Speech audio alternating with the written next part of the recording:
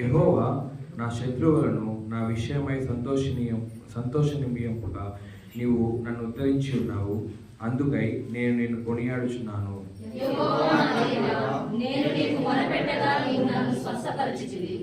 యెహోవా పాతాళంలో నుండి నా ప్రాణమును లేవదీసితివి. నేను గోతిలోనికి దిగకుండా నీవు నన్ను బ్రతికించితివి.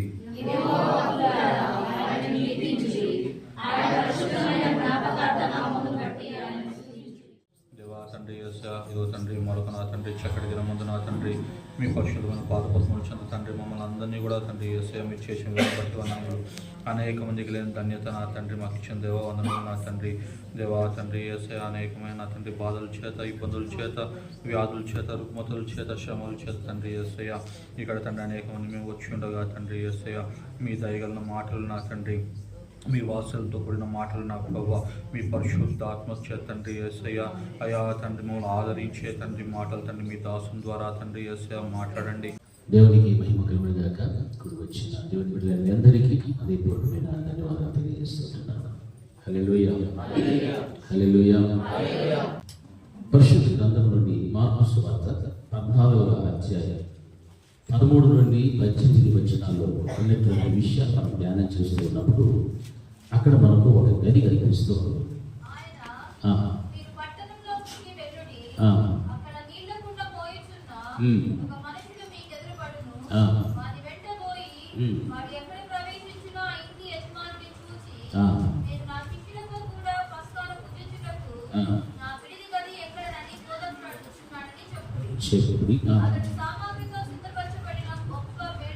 మేడగది నేను చూపించు,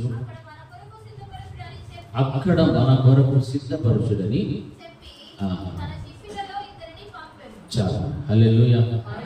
చూడండి, ఇక్కడ వాక్య భాగంలో మనం గమనిస్తున్నప్పుడు ఇక్కడ మనకు గది అనేటువంటిది కనిపిస్తుంది. మేడ గది. హల్లెలూయా. ఏ గది మరి? మేడ గది.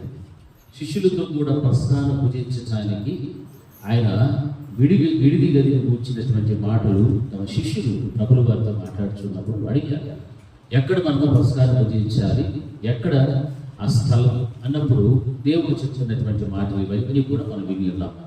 అక్కడ నీళ్ళకు మనం పోయిచున్నప్పుడు మనుషులు మీకు ఎదురుపడితే వాడి వెంటనే మీరు పోయి ఎక్కడ ప్రవేశిస్తాడో ఆ ఇంటి యజమానిని చూసి నా శిష్యులతో కూడా ప్రస్థానం పూజించడానికి నాకు విడిది గది అనేటువంటిది ఒకటి కావాలి అనేటువంటి మాటలు గమనిస్తున్నాం. హల్లెలూయా. ఈ యొక్క పస్కాను పూజించడము అనేటువంటి దాన్ని గుర్తుకు తెచ్చుకుంటే మనకి ఏం జ్ఞాపకం రావాలా? ఏ జ్ఞాపకం వస్తుందా? పస్కా పండుగ, పస్కాను పూజించడానికి. హల్లెలూయా. అయితే దేవుని యొక్క మరణము చాలా ఆసన్నమైనటువంటి గడియ. దేవుని యొక్క మరణం ఆసన్నమైనటువంటి గడియ. అందుకే దానిని మనం ఏమని బోధిస్తుంది పరిశుద్ధ గ్రంథమైన బైబిల్ అంటే చివరి రాత్రి భోజనము అనేటువంటి మాట గమనిస్తున్నాం. చివరి రాత్రి భోజనం. ఆ భోజనం చేయడానికి దేవుడు కోరుకుంటున్నాడంటే ఒక విడిది గది కావాలి అని కోరుకుంటున్నాడు. విడిది గది కావాలని కోరుకుంటున్నాడు అంటే అక్కడ సమకూర్చబడినటువంటి శిష్యులతో పాటు ఆయన ద్రాక్షారసమును, రొట్టెను భుజించడానికి దేవుడు ఇష్టపడినటువంటి వాడు. మరి పరిశుద్ధ గ్రంథంలో మనం గమనిస్తే ఆయన శిష్యులు అడిగినటువంటి గది ఏమిటిందంటే విడిది గది. మరి యేసుక్రీస్తు ప్రభుల వారు చెప్పినటువంటి మాట ప్రకారంగా వారు వెళ్ళిన తర్వాత వారికి విడిది గది అనేటువంటిది ఎక్కడ చూపెట్టారు అంటే మేడ మీద ఉన్నటువంటి గదిని చూపెట్టారు. అదే విడిది గదిగా అక్కడి వరకు గమనిస్తూ ఉంటున్నారు. నా ప్రియమైనటువంటి దేవుని పెట్టారా, విడిది గది మేడ గదికి ఉన్నటువంటి వ్యత్యాసాన్ని మనం గమనిస్తున్నప్పుడు మేడ గది అంటే అపోస్తుల కార్యం 1వ అధ్యాయంలో 13వ వచనము 14వ వచనము ఒకసారి చదవండి. 13-14 అపోస్తుల కార్యము 13-14.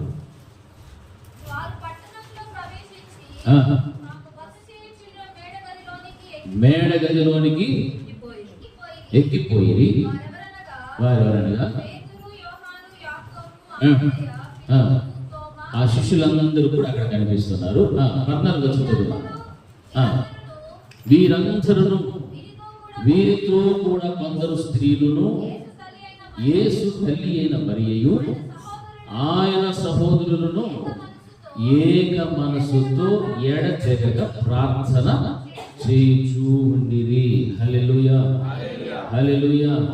ఇక్కడ ఏ గది కనిపిస్తున్నది? మేడ గది కనిపిస్తున్నది.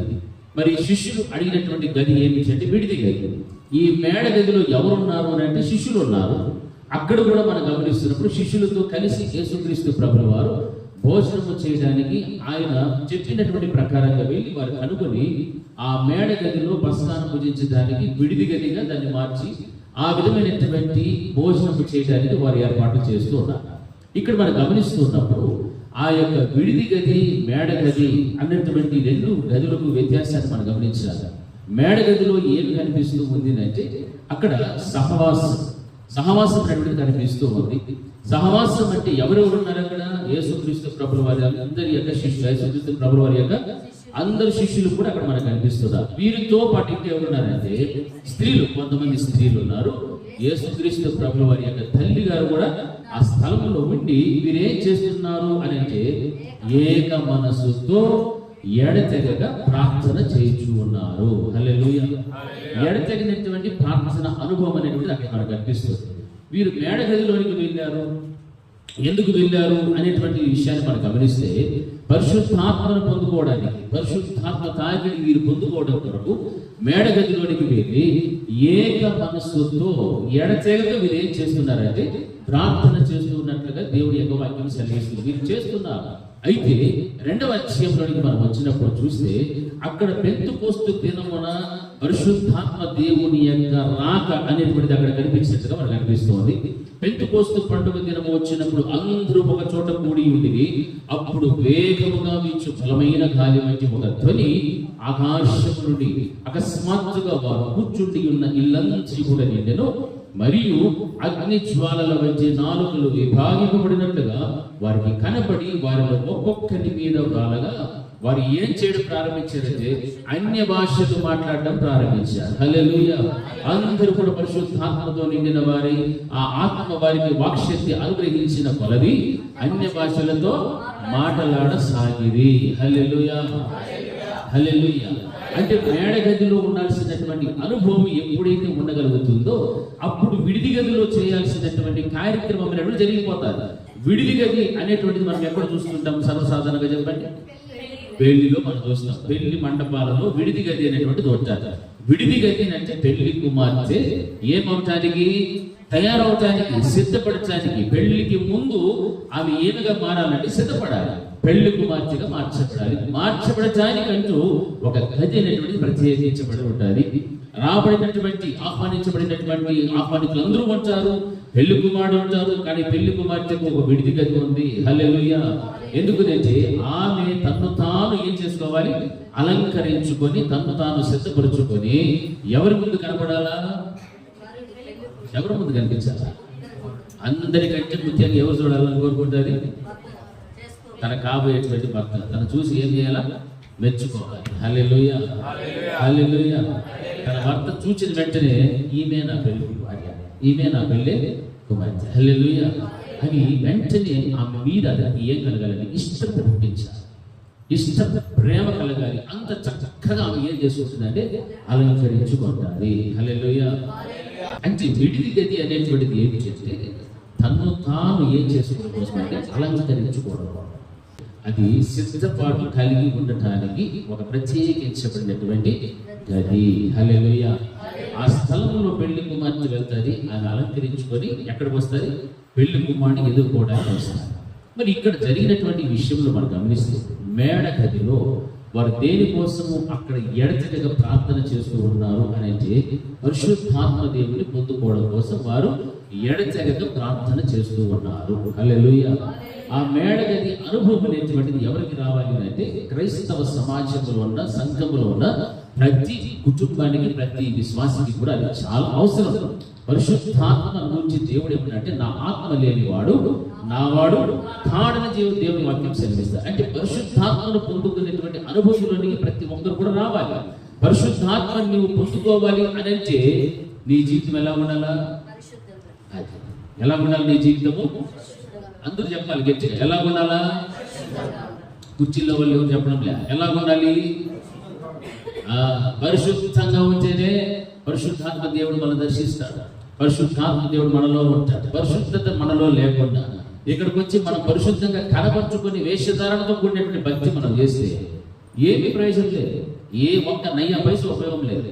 మన జీవితం వేరు, మన లింకులు వేరు, మన కనెక్షన్లు వేరు, మనకు ఉన్నటువంటి పద్ధతులు వేరు, మన మాటలు వేరు, మన సహవాసాలు వేరు, రకరకాలైనటువంటి జీవితం చేసి బతుకంతా ఏమేమో చేసుకుంటా వెళ్ళిపోతే ఇక్కడికి వచ్చి మరలా దేవుని మందిరంలో పరిశుద్ధ పరిశుద్ధ అని పాట పాడినంత మాత్రాన్ని మనం పరిశుద్ధులు అయిపోతామా? మేడగది అనుభవంలోనికి మనం వచ్చినప్పుడు దేన్ని పొందుకోవడానికి ఇష్టపడాలి? అప్పుడు మన జీవితం ఎలా ఉండాలా? ఇప్పుడు పరిశుద్ధాత్మను ఎంతమంది పొందుకున్నారు? పరిశుద్ధాత్మను పొందుకున్న వాళ్ళు ఎంతమంది?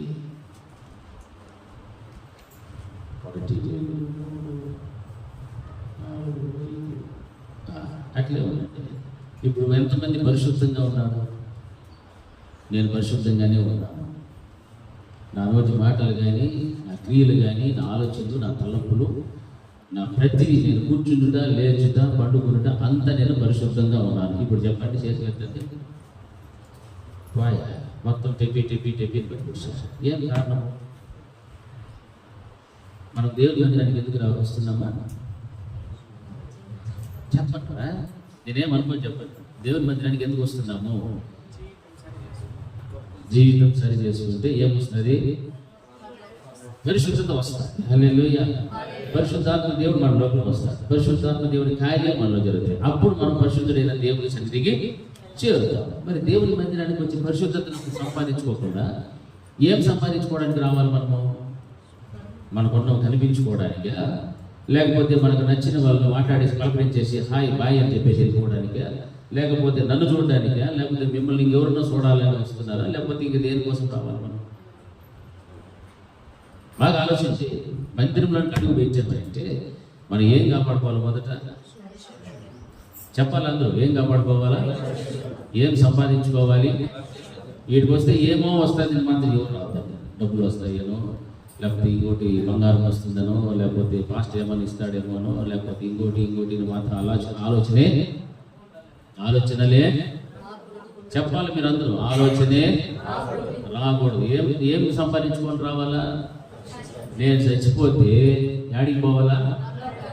దాన్ని సంపాదించుకోవడం కోసం మందిరానికి రావాలి. అంతేగాని మనకి ఏదో మందిరానికి పోతే నా కోసం ఏమైనా ప్రార్థన చేస్తే ఉద్యోగం వస్తుంది, డబ్బులు వస్తాయి, స్థలాలు కొనుక్కోవచ్చు, బంగారు కొనుక్కోవచ్చు, ఇండ్లు కట్టుకోవచ్చు, కార్లు కొనుక్కోవచ్చు, ఈ దేవుని అనుకుంటే ఏమో వస్తాయంట. అది అందరూ చెప్పుకుంటా ఉంటాం. నువ్వు కోరుకోవాల్సింది ఏమిటంటే నీ హృదయం పరిశుద్ధంగా పెట్టుకో. పరిశుద్ధమైన స్థలంలో వెళ్ళటానికి నువ్వు అనుమతి తీసుకో దేవుని దగ్గర.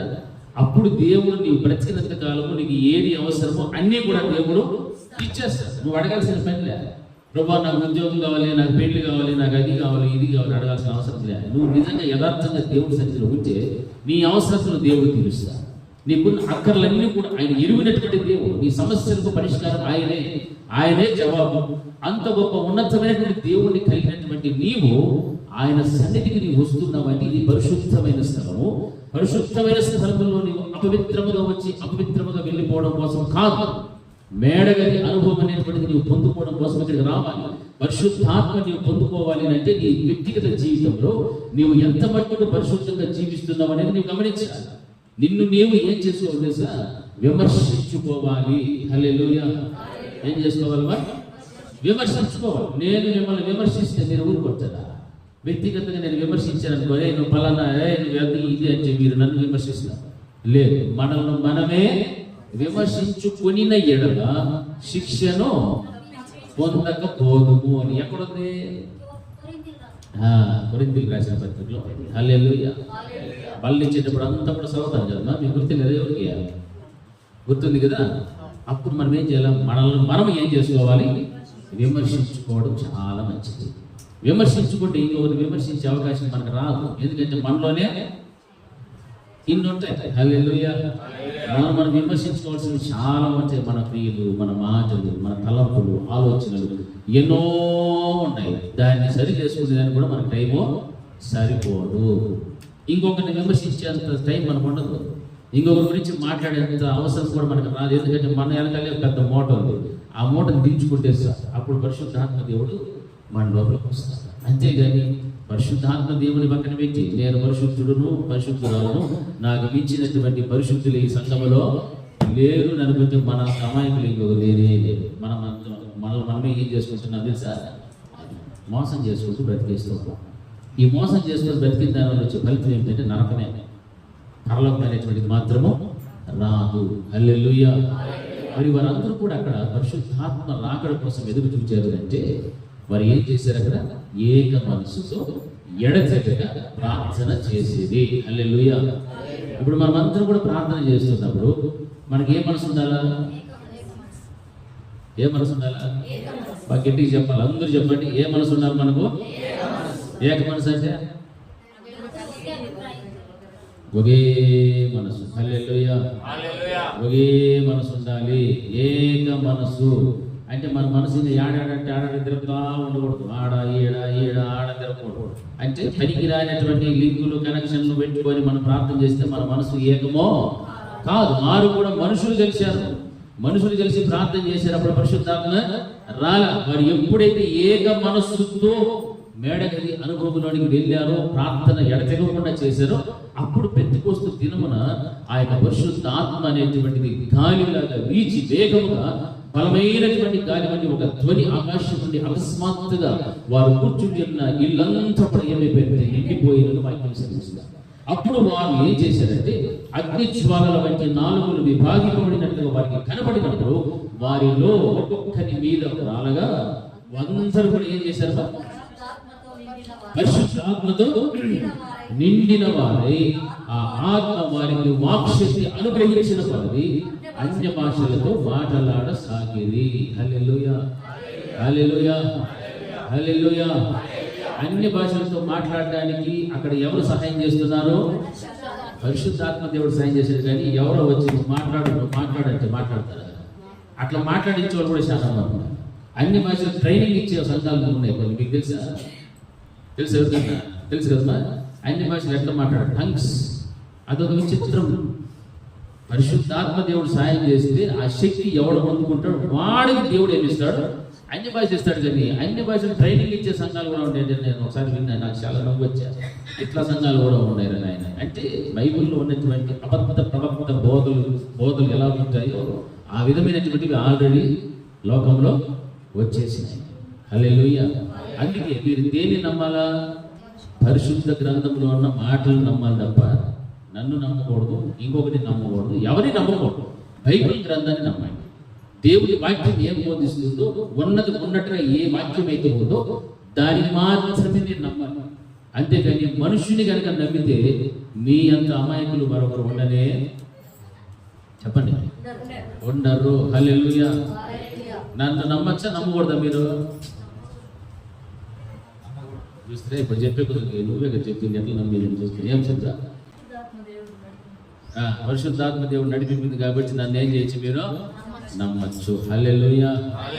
హల్లెలూయా.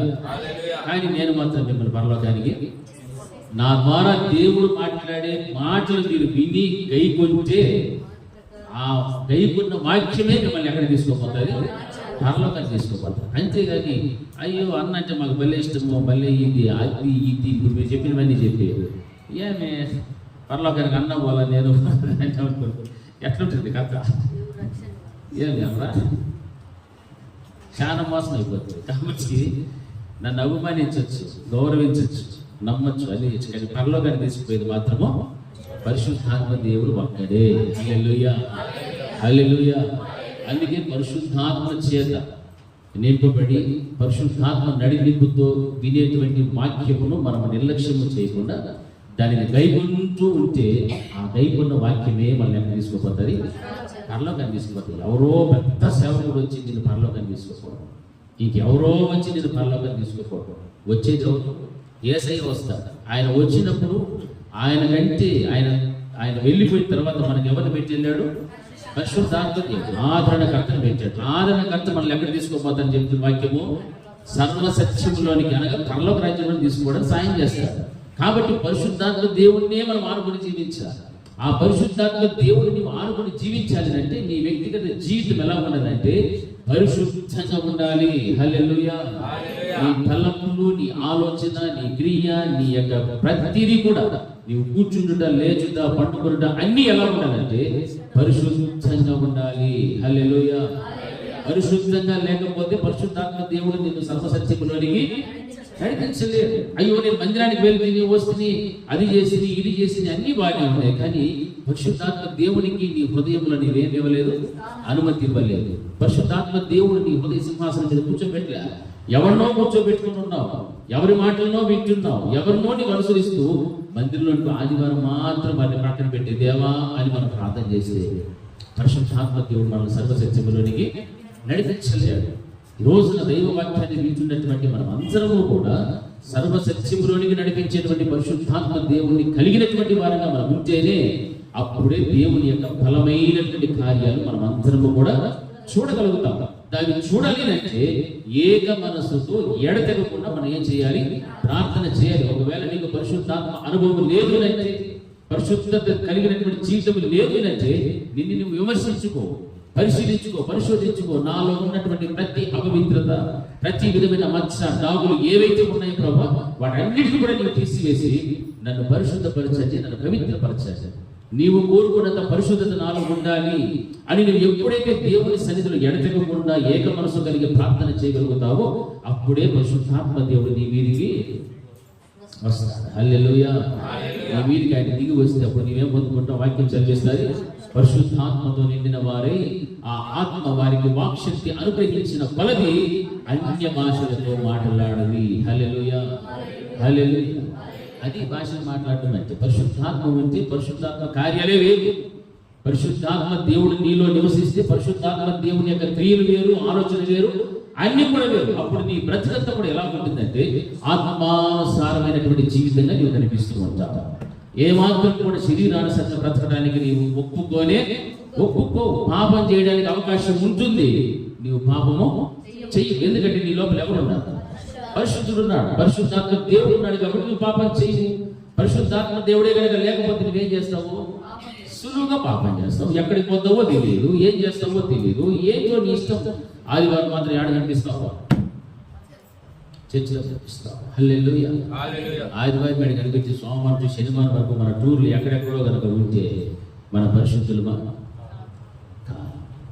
అంత మాత్రం పరిశుద్ధతను కలిగి ఉన్నాము. అందుకే సంఘములో నీవు ఏ వాక్యాన్ని వింటున్నావో సమాజంలో కూడా నీ ప్రవర్తన, నీ జీవితం అదే విధంగా ఉండాలి. హల్లెలూయా. హల్లెలూయా. నువ్వు ఎక్కడికైనా ఒక ఇంటికి వెళ్ళావంటే నీ నోట్లో ఏం మాటలు రావాలా? పరిశుద్ధమైన మాటలు, అంటే దేవునికి సంబంధించిన మాటలే నీలో ఉండాలి. దేవుని కాకుండా దేవుని ప్రత్యేకపరిచి లేకపోతే దేవుని పక్కన పెట్టేసి నీ సొంత మాటలు, సొంత విషయాలు మాట్లాడడం ప్రారంభించావంటే నీలో పరిశుద్ధాత్మ దేవుడు లేడు. ఇంకేముంది నీ లోపల? అంతే, వాడే ఉంటాడు. హల్లెలూయా. వాడు ఉంటే వాడి మాటలు వేరు, వాడి క్రియలు వేరు, వాడి తలంపులు వేరు, వాడి చేష్టలు వేరు, అన్ని వేరు. హల్లెలూయా. హల్లెలూయా. ఇప్పుడు ఒక ఇంట్లో సమాధానం కావాలని ఎదురు చూస్తూ ఉంటారు. మనమే పోయినాం అనుకుంటాం ఇంటికి. ఆ ఇంట్లో పోయిన తర్వాత నువ్వు ఏం చేయాల? సమాధాన పరిచేటువంటి మాటలే నీ నోట. క్రైస్తవుడు అంటే ఒక ప్రత్యేకించబడినటువంటి జీవితం ఉండాలి. నువ్వు ఎవరితో మాట్లాడినా ఏం మాట్లాడుతున్నావో ఆలోచన చేసి మాట్లాడాలి. ఆ కుటుంబం నిమిత్తం నువ్వు ఎందుకు వెళ్ళావో ఆ కుటుంబం దగ్గరికి వారిని ఆదరించు, చేతనైతే సాయం చేయి, దేవుని మాటలు నాలుగు చెప్పు, నీ సాక్ష్యం పంచుకో రా. అది వాళ్ళకి ఆశీర్వాదము, అది వాళ్ళకి దీవెన, నీకు కూడా దీవెన. ఎందుకంటే దేవుని పని నువ్వు కొంచెం చేసి వచ్చినావు ఆ ఇంటికి. అంటే నేను ఉండే భక్తిని పోగొట్టేసి, ఉండేటువంటి పరిశుద్ధతను పోగొట్టేసి, వాళ్ళ మనసును గలిబిలి చేసేసి, గందరగోళం చేసేసి నువ్వేమో ఇంటికి సంవత్సరాల్లో వచ్చేస్తావు.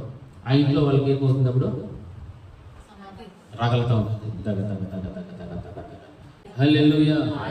మనం ఇంటికి వెళ్తే మనం ఏం చేయాలి? ఆ ఇంటికి సమాధానపరచాలి, ఆ ఇంటిని సంతోషపరిచాలి, ఆ ఇంటిని ఆత్మీయతలో నడిపించి రావాలి మనం. అంతేకాని ఉన్న ఆత్మీయతను పోగొట్టేసి ఉన్నటువంటి భక్తిని పోగొట్టేటువంటి మాటలు మన నోట రాకూడదు.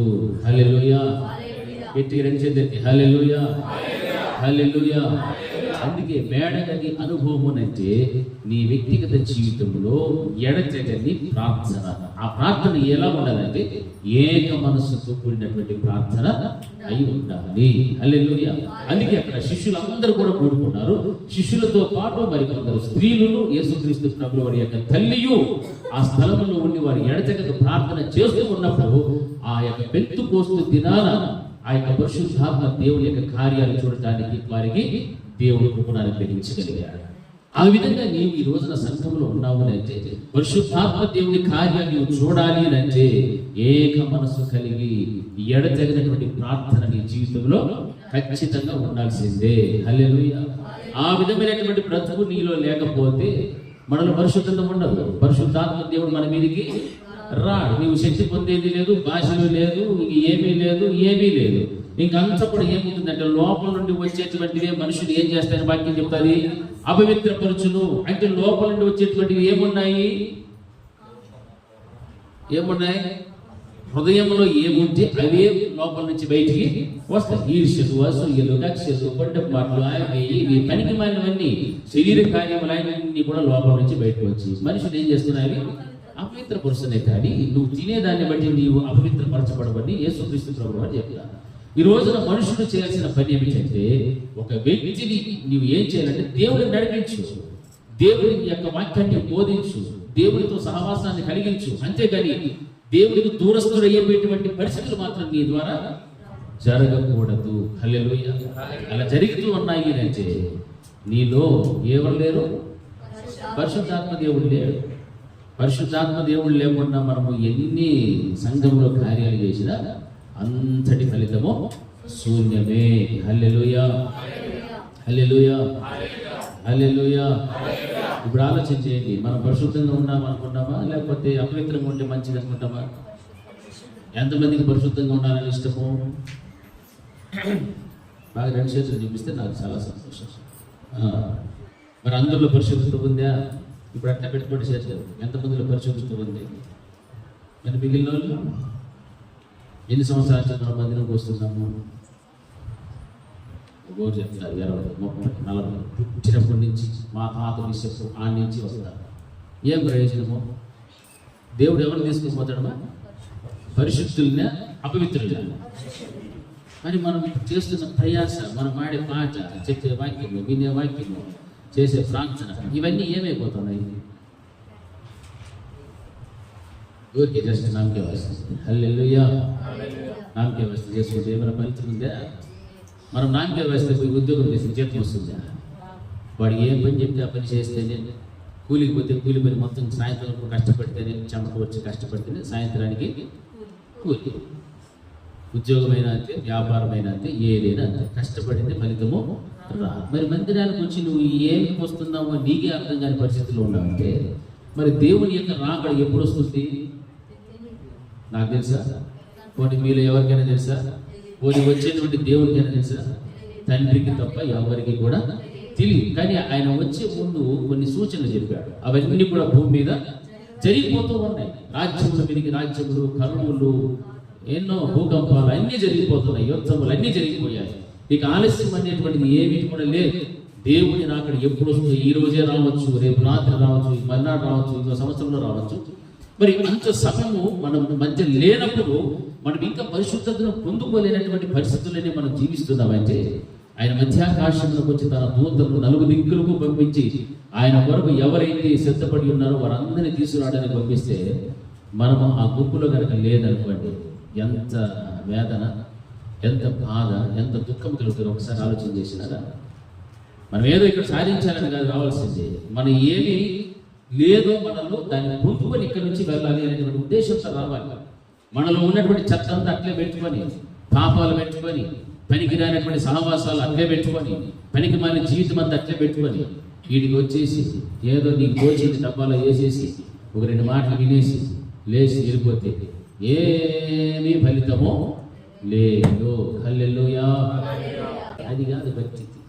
మనం ఏమి వచ్చామో, ఏం నేర్చుకుంటున్నామో దాన్ని మన జీవితంలో ఏం చేసుకోవాలా? సాధన చేసుకుంటూ ఉంటేనే, పదును పెట్టా ఉంటేనే. హల్లెలూయా. ఆ పదును పెట్టుకున్నావంటే అపవాదిన సాధనకు చాలా సులువుగా నీవేమిస్తున్నట్లు అవకాశం ఇస్తూ ఉంటాం. వాడు వాడిని పాడు చేయడానికి ప్రయత్నం చేస్తాడు. యేసు ప్రభువు వారైతే ఇంత పరిశుద్ధంగా పెట్టాలని ఆలోచన చేస్తే వాడు పాడు చేయడానికి ఆలోచన చేస్తాడు. పాడు చేసి వాడు నరకానికి తీసుకోవాలని చూస్తే యేసయ్య మనల్ని పవిత్రులుగా మార్చి పరలోకానికి తీసుకోవడానికి ఆయన ఇష్టపడుతున్నాడు. మరి ఈ రోజున నువ్వు ఏ గుంపులో ఉన్నావా? దేవుని యొక్క ప్రేమను రుచి చూచి ఆయన వైపు తిరిగేటువంటి గుంపులో ఉన్నావా, లేకపోతే సాతాను రుచి చూచి సాతాను గుంపులో ఉన్నావా? ప్రశ్న చేసుకోవాలి. అందుకే మనమే విమర్శించుకుని ఎడల శిక్ష పొందకపోదుము. హల్లెలూయా. ఈ చివరి రాత్రి భోజనము అనేటువంటి విషయానికి మనం వచ్చినప్పుడు ఆయన మేడ గదిని ఎక్కడ ఉన్నది అని శిష్యులు అడుగుతున్నారు. నా ప్రియమైనటువంటి దేవుని బిడ్డలారా, ఆయన మాట్లాడుతూ భోజనమైన ప్రియమిట, ఇక మీద మరలా పరలోకంలో నేను మీతో కూడా భుజించినంత ఈ ద్రాక్ష రసమును నేను పుచ్చుకున్నాను, నేను త్రాగను చెప్పాడు. హల్లెలూయా. మరి ఎవరితో కలిసి తాగుతాడు? మనందరితో. హల్లెలూయా. మనమందరం కూడా ఆయనతో కలిసి మరలా భోజనము చెయ్యాలి అని అంటే ఇప్పుడు రండి దేవుని యొక్క వాక్యంలోనికి. మార్కు సువార్తలో మనం గమనిస్తున్నప్పుడు విడిది గది అనేటువంటిది మనకు అనిపిస్తుంది. విడిది గది అనేటువంటిది సంఘానికి సాదృశ్యంగా మనం చూస్తున్నాం. సంఘములకు సాదృశ్యమై ఉన్నటువంటి యొక్క విడిది గదిలో చేర్చబడి ఉన్నటువంటి ప్రతి బిడ్డ, ప్రతి విశ్వాసి, ప్రతి కుటుంబము కూడా ఇక్కడ ఏం చేసుకోవాలి అంటే మనము ఏం చేసుకోవాలి? అలంకరించుకోవాలి. ఏ విధమైన అలంకరణ అంటే ఆత్మ సంబంధమైనటువంటి అలంకరణ. హల్లెలూయా. మన స్వభావం మారాలి, మన పద్ధతులు మారాలి, మన ప్రవర్తన మారాలి, మన మాటలు మారాలి, మన ఆలోచనలు, తలంపులు అన్ని కూడా మంచిగా దేవునికి ఇష్టము పుట్టించేటువంటి క్రియలు మనలో కనుక ఉంటే అప్పుడు ఈ విడిది గదిలో పెళ్లికి సిద్ధమవ్వాల్సినటువంటి పెళ్లి భార్య ఏ విధంగా అయితే తను తాను అలంకరించుకోగలుగుతాడో త్వరలో రానైనటువంటి యేసుక్రీస్తు ప్రభుల వారు పెళ్లి కుమారుడుగా రాబోతున్నాడు కనుక ఆయనను ఎదుర్కోవడానికి నీవు సంఘంలో ఏ విధంగా మార్చబడాలి? పెళ్లి భార్యగా మార్చబడాలి. హల్లెలూయా. పెళ్లి కుమార్తెగా మార్చబడాలి. ఆయన చూచిన వెంటనే ఆయనకు ఇష్టం పుట్టినటువంటి భక్తి నీలో ఉండాలి. ఆ భక్తి కలిగిన జీవితమే నిన్ను ఎక్కడ తీసుకుపోతుందంటే ఆయనతో కలిసి వివాహం ఆడటానికి దేవుడు నిన్ను ఏర్పాటు చేసుకొచ్చాడు. హల్లెలూయా. హల్లెలూయా. మరి ఆ ఏర్పాటులో నువ్వు ఉండాలి అని అనుకుంటేవో సంఘంలోనికి వచ్చిన తర్వాత నువ్వేం చేసుకోవాలి? నిన్ను నీవు అలంకరించుకోవడం ప్రారంభించాలి. నిన్ను నీవు సిద్ధపాటు కలిగి జీవించడం నేర్చుకోవాలి. దేవుడు రాకడ ఎప్పుడో తెలియదు మనకు. ఆ రాకడ తెలియనంత కాలము కూడా నీవు విచ్చలవిడిగా జీవిస్తూ విచ్చలవిడైనటువంటి ప్రవర్తన, నీ యొక్క నోటి మాటలు అలాగే పెట్టుకొని నువ్వు జీవిస్తున్నప్పుడు సడన్ గా వచ్చాడనుకోండి, అకస్మాత్తుగా దేవుడు వచ్చేస్తే అయ్యో ఉండు ప్రభా కొంచెం కాలం నాకు కొంచెం టైం, ఒక గంట టైం పశ్చాత్తాపడు మోకాలు వేసి రక్తపు బిందుల్లాగా నా చెమటను కాల్చి ఏమేమో చేసేసుకొని మళ్ళా నీతో వచ్చేదానికి ఏం సంపాదించుకుంటా? సిద్ధపాటు కలిగి వస్తాను ఆయన అంటే ఉంటాడా దేవుడు?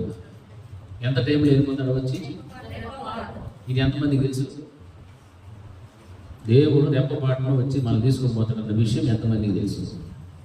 ఎక్కడోళ్ళు అక్కడే గప్చుప్. హల్లెలూయా. ఎక్కడోళ్ళు అక్కడే గప్చుప్.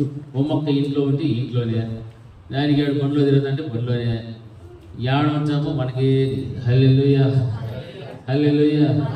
స్కూల్ చేసేవాళ్ళు పొలంలో, ఉద్యోగాలు చేసేవాళ్ళు ఆఫీసుల్లో, పాఠాలు చేసేవాళ్ళు కాలేజీల్లో, రకరకాల ప్రయాణాలు చేసేవాళ్ళు బస్సుల్లో, విమానాల్లో, కార్లలో, బైకుల్లో, సైకిల్లో. ఫారిన్లో ఉండే బిడ్డలు ఫారిన్లోనే, ఇండియాలో ఉండే తల్లిదండ్రులు ఇండియాలోనే. ఎవరు ఎప్పుడు ఎట్లా ఎంత పడతారు ఎవరికి తెలియదు. హల్లెలూయా. మరి దేవుని రాకడ నేడు రేపు తెలియనటువంటి అయోమయమైన పరిస్థితుల్లో మనం ఉన్నప్పుడు మనల్ని మనము పరిశుద్ధంగా కాపాడుకోవాల్సిన బాధ్యత ఎవరి మీద ఉంది? అందరూ చెప్పండి ఒకసారి, ఎవరి మీద ఉంది? చుట్టుపక్కల బాయ్స్ నోట్లా ఎవరి మీద ఉంది చెప్పట్రా? ఎవరి మీద ఉంది? నోరు తెరిచి చెప్పట్రా? చిన్న ఎవరి మీద ఉంది? అది చెప్పండి అంటే కూడా చెప్పట్లేదు. హల్లెలూయా. ఎవరి మీద ఉంది? అందరూ చెప్పచ్చు. ఎవరి మీద? ఆ బాధ్యత ఎవరిది? ఎవరిది? నాకు కొంచెం బాగా చెప్పండి. ఎవరిది? త్రిత్వంలో ఏకమైనటువంటి మనం నమ్మినటువంటి నిజ దేవుడు లోకరక్షకుడులో ఉన్నటువంటి ఆ గుణాలు ఆయన స్వత్వము చేత సంపాదించబడినటువంటి సంఘములో ప్రతి విశ్వాసంలో కూడా ఉండాల్సిందే. అవి ఖచ్చితంగా ఉండాలి. ఉంటేనే ఆయనతో పాటు నువ్వు ఎత్తపడతావు. అప్పుడు నా కుమారుడు నా కుమార్తెని దేవుడు మనలో చేయాలి చేసుకొస్తాడు. అవి ఏ గుణాలు లేకుండా నల్లగా మనం కనిపించినాం అనుకోండి, అప్పుడు దేవుడు ఇది ఎవరి సంబంధం? ఇది సాతాను సంబంధి. హల్లెలూయా. సాతానుకు సంబంధించిన వారిని దేవుడు ప్రక్కన పెడతాడు. అప్పుడు ఏడ్చినా, వేదన పడినా, పండ్లు కొరికినా ఏమి ఉపయోగమో ఉంటుందంట. ఆశీర్వాదం ఉంటుందా? ఏమీ లే, అక్కరాలే. హల్లెలూయా, హల్లెలూయా. ఏమీ లే. అటువంటిప్పుడు మనం బ్రతుకున్న కాలంలోనే దేన్ని సంపాదించుకోవాలి? పరిశుద్ధతను సంపాదించుకోవాలి. అందుకే యోవేలు గ్రంథము 2వ అధ్యాయం 16వ వచనంలో ఒక మాట రాయబడుతుంది, చూడండి. జనులను సమకూర్చుడి, సమాజ కూటము ప్రతిష్ఠించుడి, పెద్దలను పిలువనంపించుడి, చిన్నవారిని స్తన్యపానము చేయు బిడ్డలను తోడుకొని రండి. పెళ్లి కుమారుడు అంతఃపురములో నుండి, పెళ్లి కుమార్తె గదిలో నుండి రావలెను. హల్లెలూయా, హల్లెలూయా. రెండు చేతులు బాగా హల్లెలూయా. ఇక్కడ ఎవరినైనా విడిచిపెట్టినట్టుందా? ఒక కుటుంబ వ్యవస్థలో ఎవరైనా విడిచిపెట్టి మందిరానికి రండి అనేటువంటి మాట కనిపిస్తా ఉందా? లేదు. హల్లెలూయా. మరి అటువంటిప్పుడు మనం ఎలా రావాలి దేవుని మందిరానికి? ఎంతమంది వచ్చినాము కుటుంబ సమేతంగా? ఒకసారి మీ చేతులు చూపించండి. కుటుంబ సమేతం ఎంతమంది వచ్చినామా? ఆడోటి ఆడోటి ఆడోటి. మిగతా కుటుంబాలు, భర్తలు, భార్యలు, పిల్లలు, తల్లిదండ్రులు, ఎలా చెప్పారు? వాక్యం బోధిస్తుంది. ప్రతి ఒక్కరిని కూడా స్తన్యపానము చేయ బిడ్డలను సహితము వదిలిపెట్టకుండా పెద్దల వరకు కూడా మీరు ఏం చేయాలంటున్నాడు? అందరినీ తోడుకొని రావాలి. ఎక్కడికి? దేవుని సమాజంలో కూర్చుడి, ప్రతి వారిని తోడుకుని రండి. పెండ్లి కుమారుడు ఎక్కడి నుంచి రాబోతున్నాడు? అంతఃపురం అంటే పరలోక రాజ్యములకు సాదృశ్యము. పరలోక రాజ్యంలోనే ఆయన రావాల్సి ఉన్నది. అయితే పెళ్లి కుమార్తె ఎక్కడి నుంచి రావాలి? విడిది గదిలో నుంచి బయటకు రావాలి. హల్లెలూయా, హల్లెలూయా. నీవు కుటుంబ సమేతంగా ఇక్కడికి వస్తే నీ కుటుంబం అంతా కూడా ఎలా మార్చబడతారు? పెళ్లి కుమార్తెగా మార్చబడతారు. ఆయన అంతఃపురంలో నుండి దిగి వచ్చినప్పుడు, విడిది గదిలో నుండి పెళ్లి కుమార్తె బయటకు వచ్చినప్పుడు ఇరువురికి ఏం కలుగుతాయి? వివాహం అనేటువంటిది జరుగుతుంది. హల్లెలూయా, హల్లెలూయా.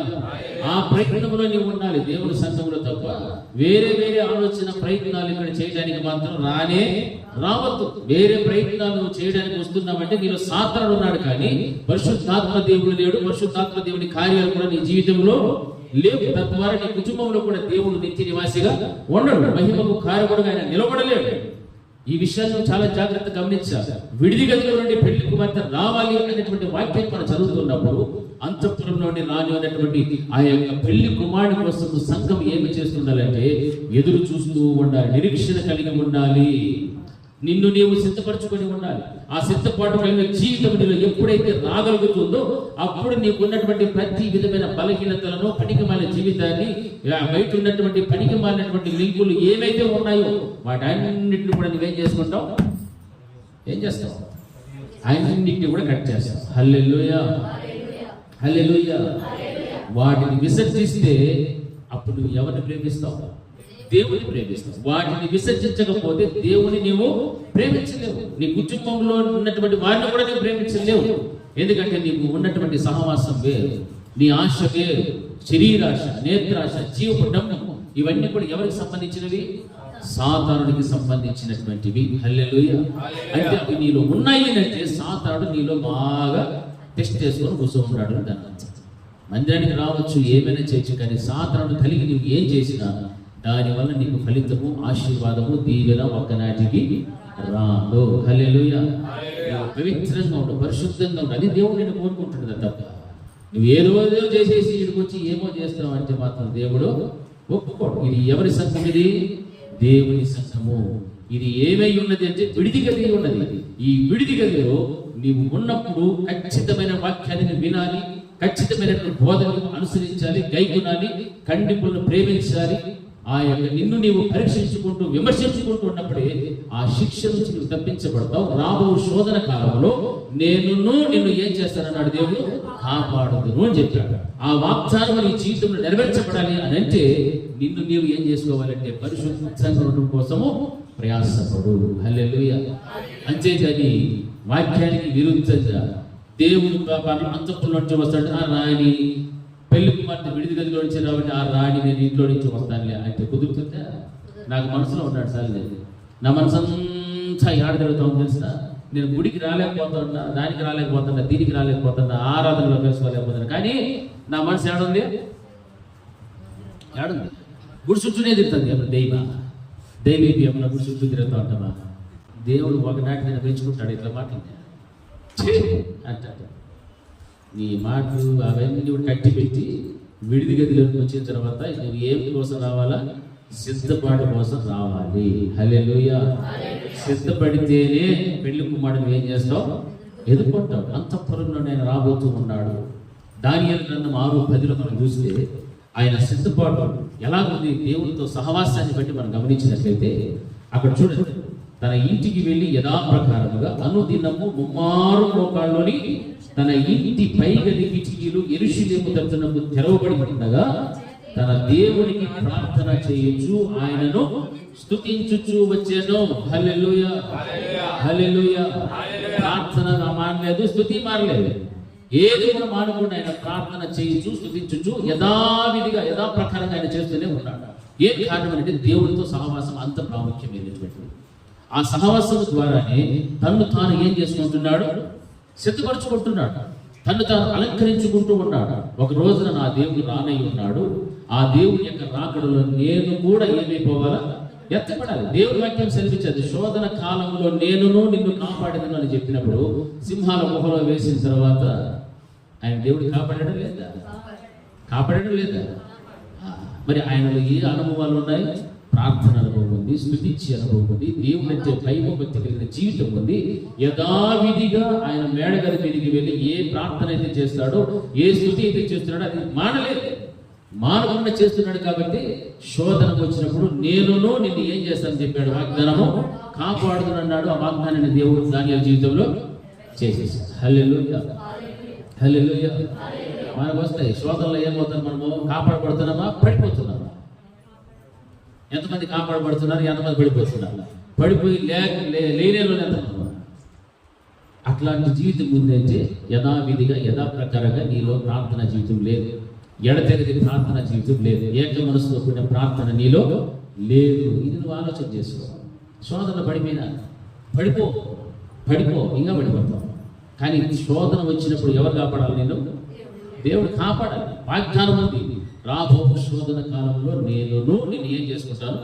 కాపాడుకుంటాను. అంతేగాని నేను పడిపోయినా, నాకు ఎవరు లేవనెత్తలా, నాకు ఎవరు ఏలిలా గోరీలా, నన్ను పైకి లేవనెత్తలా, ఈ పనికి మారినటువంటి మాటలు ఇవన్నీ. ఎవడు పడిపోయినాడు శోధనలో? వేరే ఎవరైనా చెప్పారా శోధనలో పడిపోవాలి? ఎవరైనా తప్పులు చేయని చెప్పినారా? ఎవరైనా పాపం చేయని చెప్పారా? ఎవరైనా బలహీనతలు అట్లే మునిగి చచ్చిపోని చెప్పినారా? లే. నీ స్వబుద్ధిగా నీ స్వచిత్తానుసారంగా నువ్వు చేసిన తప్పులు, నీ పాపములే నిన్ను ఏం చేస్తున్నాయి? దిగజారు చేస్తూ ఉన్నాయి, విలువ లేకుండా దిగజారుస్తున్నాయి, భక్తిని పోగొట్టాయి, భయాన్ని పోగొట్టాయి. కుటుంబంలో భయం లేదు, దేవుడన్నా భయం లేదు, కాపరన్నా కానీ భయం లేదు, ఎక్కడ చూసినా భయం లేదు, భక్తి లేదు. ఏం కారణం ఏంటంటే నీ స్వబుద్ధి ఆధారం చేసుకొని బ్రతకచుకుంటావు కాబట్టి. నీ స్వబుద్ధిని ఆధారం చేసుకొని బ్రతకద్దు వాక్యం సెలవిస్తా. స్వబుద్ధిని ఆధారం చేసుకుని దేవుణ్ణి ఆధారం చేసుకొని బ్రతకమని వాక్యం చెప్తే దేవుని పక్కన పెడతాడు, వాడి బుద్ధిని వాడు ఆధారం చేసుకొని బ్రతుకుతాడు.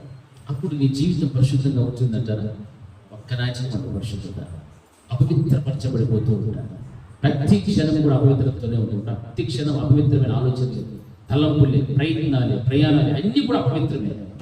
ఇక నీ జీవితంలో ఎలాగ పరిశుద్ధాత్మ దేవుడు నిన్ను సంధించాలి, ఎలాగ దర్శించాలి? ఆ పరిశుద్ధమైనటువంటి దేవుడు మహోన్నతమైన స్థలంలో నిన్ను ఎలాగ తీసుకొని వెళ్ళాలి? నీ కుటుంబాన్ని ఎలాగ తీసుకుని వెళ్ళి ఆయన ఏర్పాటు చేసిన స్థలాన్ని నీకు ఇవ్వాలి? చెప్పండి. జరిగే పని కానీ కాదు. హల్లెలూయా. ఆయన యథావిధిగా చేస్తున్నటువంటి కార్యం ఏమిటిదంటే తన ఇంటికి వెళ్ళి యథాప్రకారముగా ఎప్పుడు ఈ కార్యాలన్నీ కూడా చేయడం ప్రారంభించిన వాక్యం మనకు ప్రస్తావిస్తుందంటే శాసనం. ఇంటి శాసనం మీద సంతకము చేసి ఉన్నప్పటికీ కూడా దానియేలు భయపడకుండా, హల్లెలూయా, దానియేలు భయపడగా, ఏ మాత్రం దిగులు చెందగా యథావిధిగా తన భక్తి జీవితం ఎలా ఉందో అలాగే కొనసాగిస్తున్నాడు. శోధన వచ్చినా నీ భక్తిని మాత్రము విడవకూడదు. పాపం చేయడానికి అవకాశం వచ్చినా నీవు పాపము చేయకూడదు. బలహీనతలో పడిపోవడానికి అవకాశం వచ్చినా వాటిలో పడిపోకూడదు. కానీ దేవుని యందు నమ్మకము కలిగి విశ్వాసం వచ్చి ప్రార్థన స్తుతి అన్న ఆయుధాన్ని తను పట్టుకున్నాడు కాబట్టి సింహముల గుహలో పడవేయబడినప్పటికీ కూడా అక్కడ ఉన్నటువంటి సింహాల నోరును దేవుడు గురించి ఆ శోధన నుంచి దేవుడు తన ప్రాణాన్ని కాపాడి బయటికి సజీవుడిగా లేపుకొచ్చాడు. హల్లెలూయా, హల్లెలూయా. అది మనం నేర్చుకోవాలి.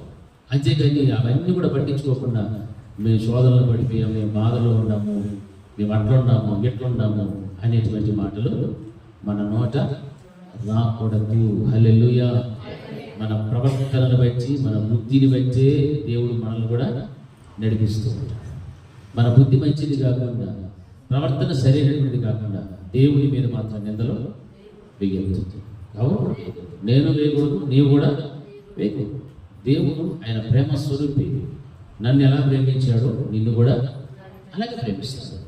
నాకు ప్రేమ 1 కేజీ ఎక్కువ, నీకు 1 కేజీ తక్కువ ప్రేమ లేదు. అందరికీ సమానమే. మనకే కాదు, అన్యులు కూడా దేవుడు ఒకే ప్రేమను చూపిస్తున్నాడు. అయితే వారు తెలుసుకోలేదు. అంతే, మన నిజ దేవుడిని గ్రహించలేదు. ప్రతి మనుషుల మీద దేవుని యొక్క ప్రేమ ఉన్నది. హల్లెలూయా, హల్లెలూయా. లేకపోతే మనకు సపరేట్ ఒక సూర్యుడిని చంద్రుడిని పెట్టించాడు. దేవుని నమ్మునకు అంత ఒక సూర్యుని చంద్రుడిని పెట్టిండా లేదా? మరి అలా పెట్టాడా దేవుడు? లేదే. అందరినీ సమానంగా చూస్తున్నాడు. కాబట్టి లోకానికి జ్యోతులు, చిన్న జ్యోతి, పెద్ద జ్యోతి, నక్షత్రాలన్నీ పెట్టి దేవుడు సమానంగా చూస్తున్నాడు. హల్లెలూయా, హల్లెలూయా, హల్లెలూయా. అందుకే సిద్ధపాటు కలిగి జీవించాలి అంటే మన భక్తిని మనం ఏం చేసుకోవాలంటే రెట్టింపు చేసుకోవాలి. రెట్టింపు చేసుకొని బ్రతికితేనే అది చెయ్యాలంటే దేవుడే మన అన్ని విషయాల్లో కూడా మూలాధారంగా ఉండాలి. నువ్వు చేసే పనికైనా నీకు కేంద్రంగా ఎవరు ఉండాలంటే దేవుడే నీకు మూలాధారంగా ఉండాలి. కానీ మనుషుని మాత్రం మూలంగా పెట్టుకోవాలి. మనుషుని ఆధారం చేసుకొని బ్రతకద్దు. మనుషులను ఆశ్రయించుట కంటే యెహోవాను ఆశ్రయించుట మేలని వాక్యం చదివిస్తుంది. అందుకే ద్వితీయోపదేశ కాండంలో మనం గమనించినట్లయితే 32వ అధ్యాయం 30వ వచనంలో ఒక్కడు ఎట్లు 1000 మందిని తరుమును, ఇద్దరు ఎట్లు 10,000 మందిని పారదోలుదురు. హల్లెలూయా, హల్లెలూయా. అంటే ఇప్పుడు ఏమవుతుంది అంటే ఒక్కడు 1000 మందిని జరిగితే ఇద్దరైతే ఎంతమందిని తోలాలా? 2000 మందినే తోలాలి. కానీ ఎంతమందిని తోలేశాడు? 10,000 మందిని పారదోలాడు. అంటే దేవుడిని ఆధారం చేసుకొని జీవిస్తున్నారు కాబట్టి రెట్టింపుతో కూడినటువంటి ప్రార్థన శక్తి అనేటువంటిది అక్కడ పొందుకున్నారు. ఆ రెట్టింపు ప్రార్థనా శక్తి ఉంది కాబట్టి ఇద్దరు కలిస్తే 10,000 మందిని ఏం చేసినట్లు అక్కడ పారదోలినట్టుగా వాక్యంలో గమనిస్తాం. అందుకే అక్కడ యేసుక్రీస్తు ప్రభువు యొక్క శిష్యులు ఉన్నారు, వారితో పాటు కొందరు స్త్రీలు ఉన్నారు, యేసు ప్రభువు వారి యొక్క తల్లి కూడా ఆ స్థలంలో ఉన్నారు. వీరందరూ కూడా కలిసి ఏక మనసుతో ఎడతెగకుండా వారు ప్రార్థన చేసి శక్తిని పొందుకొని పెంతెకొస్తు పండుగ దినమున వారు దేని కొరకైతే ఎదురు చూస్తూ ఉన్నారో ఆ పరిశుద్ధాత్మ దేవుడు వారిని ఏం చేశాడు? దర్శించాడు. హల్లెలూయా, హల్లెలూయా. అంటే నీ భక్తి నీవు పెంచుకుంటూ పోతున్నప్పుడు, నీ ప్రార్థన జీవితాన్ని పెంచుకుంటున్నప్పుడు, దేవుని వాక్యమును గైకొనే విషయాన్ని పెంచుకుంటూ పోతున్నప్పుడే పరిశుద్ధాత్మ దేవుని యొక్క కార్యాలను నీ జీవితంలో చూస్తావు. అంతేగాని భక్తిని తగ్గించుకొని, ప్రార్థన తగ్గించి, స్తుతించడం తగ్గించి, మందిరానికి దూరం అయిపోతూ ఎలాంటి బ్రతికంటే అలాంటి బ్రతుకుతూ ఉంటే శోధన వచ్చినప్పుడు నిన్ను ఎవరు కూడా కాపాడలేడు. పరిశుద్ధాత్మ దేవుని కార్యాలు నీలో కానీ నీ ఇంటిలో కానీ జరగవు. హల్లెలూయా, హల్లెలూయా, హల్లెలూయా, హల్లెలూయా. ఈ విధముగా నీవు ప్రార్థన జీవితాన్ని పెంచుకుంటూ రావాలి. అందుకే దేవుని యొక్క వాక్యం సెలవించే రీతిగా మనం జీవిస్తే, గైకొట్టే, అప్పుడు విడిది గదిలో ఉన్నటువంటి నీవు ఏమిగా మార్చబడతావు? పెళ్లికి మార్చబడతావు. పెళ్లి భారీగా మార్చబడటానికి దేవుడు నీకు అవకాశం ఇస్తాడు. హల్లెలూయా, హల్లెలూయా, హల్లెలూయా. పెళ్లి కుమార్తెగా నిన్ను నీవు అలంకరించుకొని సిద్ధపడి ఉన్న తర్వాత ఏ విధమైనటువంటి మరక, మచ్చ, దాగు ఏది కూడా నీ పైన రాకూడదు. హల్లెలూయా. అది నువ్వు ఎక్కడ సంపాదించుకొని కాపాడుకోవాలి? విడిది గదిలో. హల్లెలూయా. విడిది గది అంటే దేవుని యొక్క సంఘం, దేవుని మందిరం. మరి ఇక్కడికి రావటానికే కొంతమందికి ఏం లేదు. ఇప్పుడు ఈ రోజున అంటే ఈ రోజుల్లో ఏం లేదు, సమయం లేదు. ఆదివారం అంటే ఏమనుకోవాలి మనం? ఆ రోజు నా దేవుని దినము. ఆ రోజు నన్ను దేవుడు ప్రాణంతో పెట్టి 7వ రోజు ఆయన మందిరంలోకి రమ్మన్నాడు.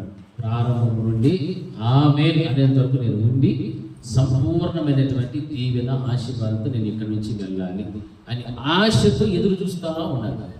ఇది పరిశుద్ధపరచబడిన, ఆశీర్వదించబడినటువంటి దినము. వాక్యంలో ఉంది. ఆ ఆశీర్వదించబడిన పరిశుద్ధమైనటువంటి ఈ విశ్రాంతి దినములో అడుగుపెట్టిన నీవు ఈ యొక్క దేవుని సంఘము విడిదిగా అందులో నీవు దేవుడు దీవెనలు ఇవ్వాలని, ఆశీర్వదించాలని, నిన్ను సరిచేయాలని, నిన్ను పరిశుద్ధపరచాలని దేవుడు తన వాక్కుల ద్వారా మాట్లాడాలని ఇష్టపడినప్పుడు ఆ మాటలు తీసుకోవడానికి, ఆ మాటలను కైకోవడానికి నీవు ఇక్కడికి రాలేదు అంటే ఎంత నిర్లక్ష్యం ఉంటుందో ఒకసారి ఆలోచించాలి. చాలా నిర్లక్ష్యం చూపిస్తూ ఉంటారు చాలా మంది. ఆ నిర్లక్ష్య స్వభావమైనటువంటి ఉండకూడదు. హల్లెలూయా, హల్లెలూయా. ఇక్కడికి వచ్చి దేవుడు మనతో బాగా మాట్లాడాలంటే మొదట మనం దేవుడు ఏం చేయాలి? ఏం చేస్తాం? మొదట మనము ప్రేమిస్తే ఆయన ఏం చేస్తామో పూర్ణ ఆత్మతో, పూర్ణ వివేకముతో నీ దేవుడిని యెహోవాను ప్రేమించి ఆ తరువాత ఆయనను సేవించు అని వాక్యం. మొదట ప్రేమించు. ప్రేమిస్తే సమయాన్ని పరిగెత్తుకొని వస్తావు.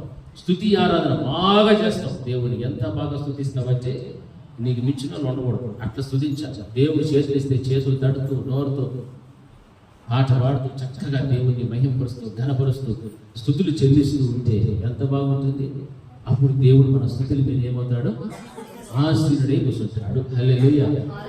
ఇప్పుడు చెప్తాడు దేవుడు, ఇక మీకు ఇంతవరకు నన్ను కనపరిచాను, ఇప్పుడు నేను మీకు ఏమి ఇవ్వాలో దాన్ని మీకు సంపూర్ణంగా ఇస్తాను. హల్లెలూయా, హల్లెలూయా అని దేవుడు తన దాసుల ద్వారా మనతో మాట్లాడడం ప్రారంభిస్తాడు. మనం ఏమి స్తుతించకుండా, ఏమి కనపరచకుండా, ఇప్పుడు మన ఎవరి దగ్గర ఏదైనా పొందుకోవాలంటే వాడిని కనపరుస్తామా లేదా? వాడు యోగ్యుడు కాకపోయినా వాడికి ఏం చేస్తామో, నిన్ను మిషన్ వాళ్ళే లేదు, నువ్వే చేస్తామని అట్లా వస్తే చెప్పి అనుకుంటాం లేదా? వాడు చేస్తాడు చెడు తర్వాత సంగతి. వాడు చేయకపోయినా వాడిని ఏం చేస్తాం మనము? పొగిడింది నోట్లో పళ్ళు కూడా పెట్టుగా పొగుడతాం. అంత పొగిడితే కూడా వాడు మన సాయం చేయకపోతే ఎంత నిరాశ. కానీ దేవుణ్ణి కనుక మనం స్తుతిస్తే, ఆరాధిస్తే, చక్కగా మనం కనపరిస్తే, నా బిడ్డలు నన్ను ఇంత చక్కగా కనపరిచారు, స్తుతించారు, ఆరాధించారు. ఇప్పుడు నా బిడ్డలకు కావాల్సినటువంటి ఆదరణ, ప్రేమ, దీవెన, ఆశీర్వాదము, ఆత్మీయత, ఆర్థికము అన్నిటిని కూడా నేను ఇస్తాను. దేవుడికి ఒక మంచి మనసు అనేది వచ్చేస్తాడు. అప్పుడు ఆ మనసుతో దేవుడు మనకిచ్చే దీవెనలన్నీ మనం పొందుకుంటే ఎంతగా దీవించబడతాం, ఎంతగా ఆశీర్వదించబడతాం ఎప్పుడైనా ఆలోచన చేసినారా? ఆలోచన చేయదు. అందుకే స్తుతి ఆరాధన స్కిప్ వెళ్ళిపోయింది, పాటలు వెళ్ళిపోని, వాక్యం టయానికి కొంతమంది, ఆమె టయానికి కొంతమంది, లాస్ట్ కానుకల పాటికి ఇలాగ వచ్చి మనం దేవుడిని మహిమపరచుకోవాలి. మనం ఏం చేసినా సంపూర్ణత అనేటువంటిది దేవుడు చూస్తున్నాడు. ఎందుకంటే దేవుడు మనం ప్రత్యేకించుకున్నటువంటి వాడు. ఆ ప్రత్యేకించబడినటువంటి మనము ప్రత్యేకంగానే మన దేవుని మనం ఏం చేయాలి? స్తుతించి, ఆరాధించి, ఘనపరచాలి. హల్లెలూయా. ఇవన్నీ ఎక్కడ చేయాలా? విడిది గది. హల్లెలూయా. సంఘములో, దేవుని మందిరములో ఈ పనులన్నీ మనం చెయ్యాలి. అప్పుడే కదా నీలో ఉన్నటువంటి పొరపాట్లు, బలహీనతలన్నీ సరి చేసుకుంటూ ఉంటావు. నువ్వు దేవుని స్తుతిస్తూ ఉంటే నీ స్థితిని, నీ గతిని ఏం చేస్తాడు? దేవుడు మారుస్తానంట. నువ్వు స్తుతించవు, నీ గతి ఎట్లా మారేది? స్తుతి నీ గతిని మారుస్తాదని వాక్యం చెప్తే నువ్వు స్తుతించవు, నీ గతి ఎట్లనే ఉంటుంది. నువ్వు దేవుణ్ణి గణపరచాలనుకునే అవకాశం దేవుడు ఇచ్చాడు, ఆదివారం సమయం ఇచ్చాడు, ఆరోగ్యం ఇచ్చాడు, అన్ని ఇచ్చాడు. కానీ నువ్వు దేవుని మాత్రం స్తుతించవు. అలాంటప్పుడు ఎవరు నష్టపోతున్నారు తెలుసా? ఎవరు? హల్లెలూయా, హల్లెలూయా. మనము నష్టపరచుకోవడం కోసం కాదు, దేవుని బిడ్డలుగా పిలువబడుచుకోవాలి. మనము ఏం చేసుకోవాలా? సరి చేసుకోవాలి. దేవుని స్తుతించాలి, ఘనపరచాలి. మీరు ఆశీర్వదించబడటానికి పిలువబడితే కానీ వాక్యం ఉందే లేదమ్మా? ఉందే లేదా? మనం ఆశీర్వదించబడాలి అని అంటే దేవుడు మనం ఏం చేయాలా? బాగా స్తుతించాలి, ఘనపరచాలి. దేవుడిని నువ్వు ఎట్లా పొగుడుతామో పొగుడు. ఆయన పూజారు కూడా కాదు, సమయమందును అసమయమందును కూడా దేవుడు స్తుతి నొందదగినటువంటి దేవుడు. అటువంటి దేవుని నువ్వు బాగా స్తుతించి, ఆరాధించి, ఘనపరిచి, మహిమపరుస్తుంటే నీ గతిని దేవుడు ఏం చేస్తాడు? మారుస్తాడు. హల్లెలూయా. మళ్ళా నువ్వు ప్రత్యేకంగా వచ్చి నా గతి అంతా అయిపోయింది, నా బాధలు ఇన్ని అని చెప్పుకోవాల్సిన పని లేదు. నువ్వు స్తుతించు, నీ గతి మారిపోయి ఆటోమేటిక్గా. మనం ఏం చేస్తామో స్తుతించము, ఆ గతిలోనే అట్లే పడి ఉంటాం, దానికే ఇష్టపడతాం. ప్రయాసపడి భారమైన సమస్తమైన జనులారా నేను మీకు భారాన్ని మోస్తున్నారు. చాలా మంది భారం దించండి రా, విశ్రాంతి వస్తున్నారు. లేదు ప్రభా, ఇది ఉంటేనే ఆ సెటప్ అట్లుంటేనే బాగుంటుంది అనుకుంటారు. నెత్తిన మూట పెట్టుకొని తిరుగుతారు కానీ దించేసి అమ్మయ్య అయిపోయింది అనే పని మాత్రమో, ఎందుకంటే మూట ఉంటేనే వాడికి బాగుంటుంది. హల్లెలూయా, హల్లెలూయా, హల్లెలూయా, హల్లెలూయా. కాబట్టి మేడ గదిలో నీకు సహవాసం అనుభవం నీకుంటే పరిశుద్ధాత్మ నీకు పొందుకుంటావు. ఆ మేడగది అనుభవం నీకు లేకపోతే నీలోని పరిశుద్ధత రాదు, పరిశుద్ధాత్మ దేవుడిని నీవు సంపాదించుకోవాలి. విడిది గదిలోనికి వచ్చేసరికి నిన్ను నీవు ఏం చేసుకోవాలి? సిద్ధపాటు కలిగి జీవించడం నేర్చుకోవాలి. వాక్యం ద్వారా, ప్రార్థన ద్వారా, స్తుతి ద్వారా, వీటన్నిటి ద్వారా నీ దేవుడైనటువంటి యెహోవా నీకు సెలవించేటువంటి ప్రతి మాటను కూడా నీవు వైకుంటూ ఉన్నంత కాలము దేవుడు నీకు ఇచ్చిన రక్షణలోనే ముందు కొనసాగుతూ ఆ పరిశుద్ధతను కాపాడుకొని ఒక రోజున పెళ్లి కుమారుడుగా అంతఃపురంలోని రానైనటువంటి క్రీస్తు ప్రభుల వారిని ఎదుర్కోవడానికి ఈ విడిది గది అన్నటువంటి సంఘములో నిన్ను నీవు సిద్ధపరచుకొని పెళ్లి కుమార్తెగా సిద్ధపరచబడగలుగుతావు. హల్లెలూయా. ఆ విషయాన్ని జ్ఞాపకం పెట్టుకొని ఎప్పటికీ కూడా దేవుని మందిరాన్ని నిర్లక్ష్యము చెయ్యకూడదు. హల్లెలూయా, హల్లెలూయా, హల్లెలూయా. ఆదివారం మాత్రం చెడు కూర్చొని పరిశుద్ధత సంపాదించుకున్నామంటే మనకంత జ్ఞానము, మనకంత తెలివి, మనకంత ఇది ఉందంటారా? లేదు. మనకు సహవాసం ఉంది, బుధవారం సహవాసం ఉంది, శుక్రవారం సహవాసం ఉంది. అలాగే మనం ఇంకా ఎక్కువగా దేవుళ్ళు గడపడానికి అవకాశం ఉంది. భక్తిని పెంచుకోవడం కోసం, ప్రార్థన పెంచుకోవడం కొరకు, ఇతరుల కోసం ప్రార్థించడానికి మనకు అవకాశం దేవుడు ఇచ్చాడు. ఇస్తూ ఉన్నప్పుడు నిన్ను నువ్వు సిద్ధపరచుకునే విషయంలో ఇంకా నువ్వు ఎంత చక్కగా అలంకరించుకోగలవు తెలుసా? చాలా చక్కగా అలంకరించుకుంటాం. చాలా చక్కగా అలంకరింపబడి పెళ్లి కుమారుడిని చూచి మెచ్చుకునేటువంటి అలంకరణ నీలో కనపడాలి. అయ్యో ఈరోజు బుధవారం వెంటనే నేను వస్తా, ఇంకొంచెం అలంకరించుకుంటా. శుక్రవారం ఇంకా కొంచెం అలంకరించుకుంటా, ఆదివారం ఇంకా ఫుల్గా అలంకరించుకుంటా. ఈ ఆలోచన చెప్పుకుంటా, ఈ ఉద్దేశం చెప్పుకుంటా. నా ప్రియమైనటువంటి దేవుని బిడ్డలారా, మనమందరము కూడా దేవుడి బిడ్డలం. ఒక రోజున ఆ దేవుడి బిడ్డలుగా పిలువబడుచున్న మనము కూడా ఎక్కడ చేర్చబడాలి? పరలోక రాజ్యంలో చేర్చబడాలి. హల్లెలూయా. ఆ విషయంలో దేవుడు తన దాసుని ద్వారా నిన్ను ఖండించినప్పుడు, గద్దించినప్పుడు, బుద్ధి చెప్పినప్పుడు దానికి సాత్వికంతో నీవు దైవం అంగీకరించి అది నీ వ్యక్తిగత, కుటుంబ, ఆధ్యాత్మికమైన జీవితంలో అది క్షేమము. హల్లెలూయా, హల్లెలూయా. అది క్షేమం కలిగిస్తుంది. ఆ క్షేమమే నేను ఒక రోజున పరలోకాన్ని తీసుకోబోతాను. అంతేకాని ఎక్కడ లేనటువంటి లోక సంబంధమైన విషయాలు, బలహీనతలు, పాపములు, అవి ఇవి అన్ని లోపల పెట్టుకొని సతమతమైపోతూ, హృదయం చెడిపోయి, గందరగోళం అయిపోయి, గలిబిలి చేసుకుంటూ మళ్ళా ఆదివారం ఏదో భారంగా మందిరానికి వచ్చి భారంగా వెలిగిపోతే ఏమి ఉపయోగము లేదు. హల్లెలూయా. అందుకే స్తన్యపానము చేసే బిడ్డలు మొదలుకొని పెద్దల వరకు కూడా అందరూ కూడా ఎక్కడ ఉండాలని? దేవుని సన్నిధిలో ఉండాలని దేవుడు వాక్యం బోధిస్తుంది, హెచ్చరిస్తుంది. నువ్వు మాత్రం వచ్చి బిడ్డలను భర్తను వదిలిపెట్టి రావడం కాదు, లేకపోతే భార్యలు భర్తలను వదిలిపెట్టి రావడం కాదు. కుటుంబ సమేతముగా ఎక్కడ కనపడాలా? దేవుని మందిరములో కనపడాలి. హల్లెలూయా, హల్లెలూయా. అప్పుడే ఈ విడిది గదిలో మళ్ళీ మనం ఏం చేసుకోవడానికి అవకాశం ఉంది? అలంకరించుకొని పెళ్లి కుమార్తెగా తయారు కాబడతాం. అప్పుడే దేవుడు మనల్ని ఏం చేసుకుంటాడు? తనతో పాటు తీసుకుని వెళ్తాడు. అప్పుడు దేవుడు మనకు, మన కుటుంబాలు గురించి ప్రార్థన చేసుకుంటాడు. ఈ మంచి సమయంలో ఈ బిడ్డలు దేవుడు చేస్తున్న ప్రార్థనలను మీరు వింటున్నటువంటి మేడగది అనుభవం, విడిది గది యొక్క అనుభవాన్ని కలిగి జీవించడం సహాయం చేయండి. ఏ ఒక్కరు కూడా నశించిపోవడం మీకు ఇష్టం లేదు. ప్రతి వారు కూడా నా తండ్రినైనా మీ సముఖంలో ఉండాలి. పరలోక రాజ్యంలో తండ్రి మా కొరకు మీరు స్థలం సిద్ధపరిచి ఆ స్థలాన్ని సంపాదించుకునేటువంటి యోగ్యత మాకు దయచేసి నీ కృప సమాధానంతో మమ్మల్ని అందరినీ కూడా దీవించాము.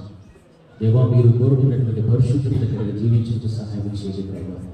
ప్రతి ఒక్కరు కూడా పరిశుద్ధాత్మను కలిగి జీవించేటువంటి అనుభవంలోకి రావడానికి సహాయం చేయండి.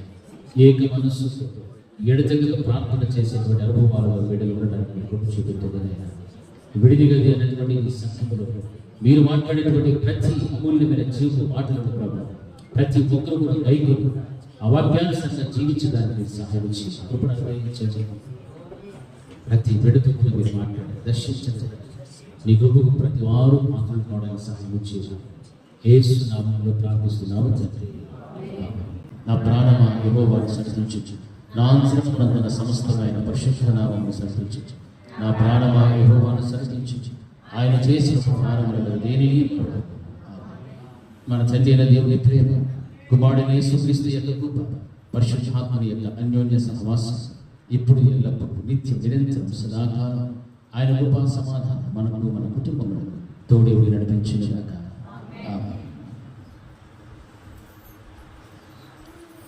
అందరికీ వందనాలు.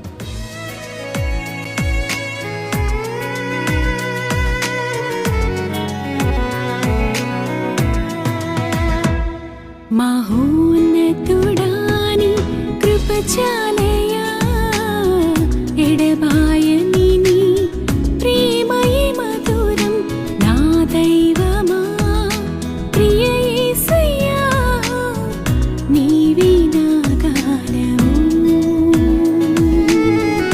నీవే నా గానము. మహోన్నతుడాని కృప చాలయా, ఎడబాయని